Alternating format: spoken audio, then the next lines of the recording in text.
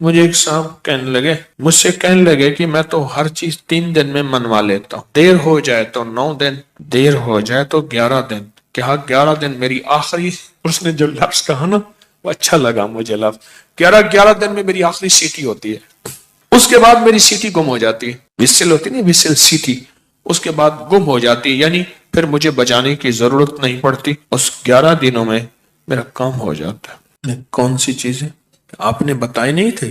2 نفل پڑھیں، 1000 بار بسم اللہ الرحمن الرحیم پڑھیں، پھر 2 نفل پڑھیں، اس طرح 12,000 اور 12 دگانے بتائے نہیں تھے؟ ہاں، میرے تو کام بن جاتا ہے، میرا تو ان نفلوں پہ اتنا یقین ہے۔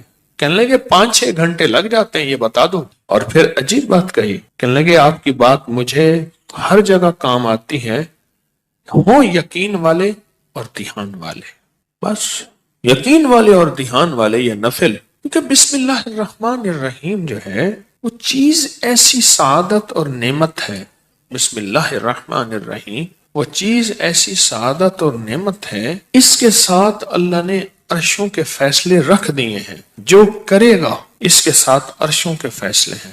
ابن عربی رحمت اللہ علیہ، شیخ اکبر محی الدین فرماتے ہیں، انہوں نے بڑی عجیب بات لکھی، پر میں بسم اللہ الرحمن الرحیم جو ہے وہ قلم ہے اور اللہ ہاتھ میں دے دیتا ہے، لکھ لے اپنے نوشتے پہ، لوح محفوظ پہ، جا خود لکھ لے۔ تو یہاں تک بڑے لوگوں کی بڑی باتیں ہوتی ہیں، ہماری سمجھ میں آئے نا، اللہ بسم اللہ الرحمن الرحیم کو قلم بنا دیتا ہے، اللہ کہتا ہے جا خود لکھ لے۔ اور یہ نفل، چلو دکھ کا وقت جتنا گزارنا ہے تو یہ تھوڑا سا دکھ ہی سہ لے، کوئی غم ہے، کوئی دکھ ہے، کوئی الجھن ہے، کوئی ناکامی ہے، کوئی پریشانی ہے، کوئی رزق کے مسائل ہیں، کوئی رشتوں کے مسائل ہیں، دکھ کا غم سہنا ہے، تھوڑا سا یہ نفل کا دکھ ہی سہ لے۔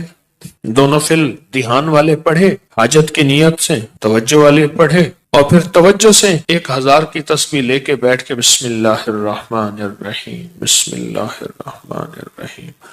ایک مائی میرے پاس آئی، بوڑھی تھی، موٹاپا تھا، یہاں شیٹی کا پین ہوتا ہے درد، جسے لنگڑی کا درد بھی کہتے ہیں، ایک ٹانگ میں یہاں سے شروع ہوتا ہے یہاں ختم ہوتا ہے، ان کو یہ درد تھا۔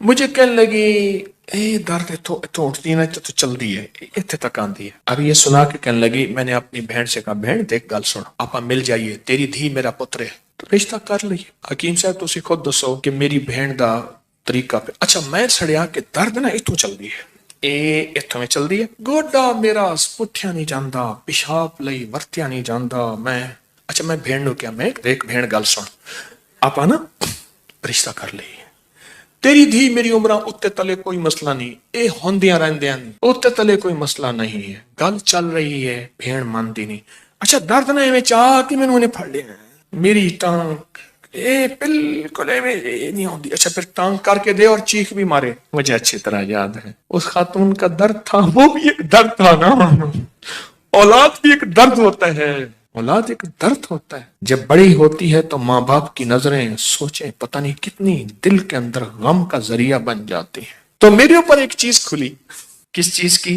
بسم اللہ الرحمن الرحیم پڑھتے پڑھتے نا ایک چیز کھلی، وہ یہ کھلی، اس کو جتنا اللہ رحمان رحیم اور باسین میم ان کے استحضار سے پڑھیں گے، اس کی طاقت لاکھ ہزار کروڑ ارب بڑھ جاتی۔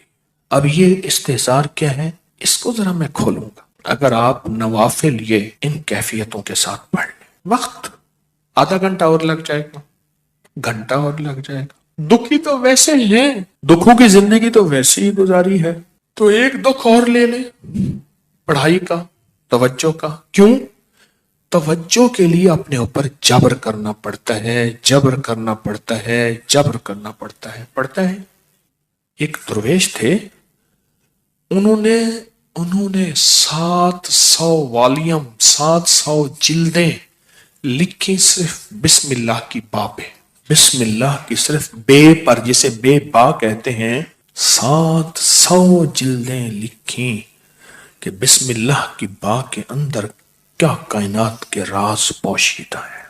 میرے پاس ایک صاحب آئے، مجھ سے کہنے لگے اولاد نہیں ہے، جائیداد بہت ہے، اور میرے قریب والوں کی جائیداد پہ نظر ہے، حتیٰ کہ میرے رشتہ داروں نے جائیداد تقسیم کر بھی لی ہے، وہ تیرا، یہ بڑا ہو گیا ہے، وہ میرا، وہ تیرا وہ میرا. اور بعض اوقات تقسیم پہ جھگڑا بھی ان کا آپس میں ہو جاتا ہے. نہیں میں تو یہ لوں گا, یہ مر جائے گا, وارث تو ہے کوئی نہیں, وہ کہنے لگا میں یہ لوں گا, یعنی یہ مرا نہیں ہے, ان کے جھگڑے پہلے شروع ہو گئے. میں نے انہیں کچھ ترتیب اسباب کی بتائی اور پھر میں نے ان سے کہا اگر آپ کو ایک عمل بتاؤں جس میں ہے مشقت مشقت مشقت, اس کو کر لے, روز کر لے, تیسرے دن کر لے, ہفتے میں ایک بار کر لے, اور اس کو چند بار کر لے, پر کریں ایسے کہ ہڈیاں بھی تھک جائیں, جسم بھی تھک جائے, دماغ بھی تھک جائے, حلق بھی خشک ہو جائے. حلق خشک ہو جائے. اس عمل کی مشقت کا اثر جسم پہ پڑے. بس اب میری الفاظ آسان ہیں.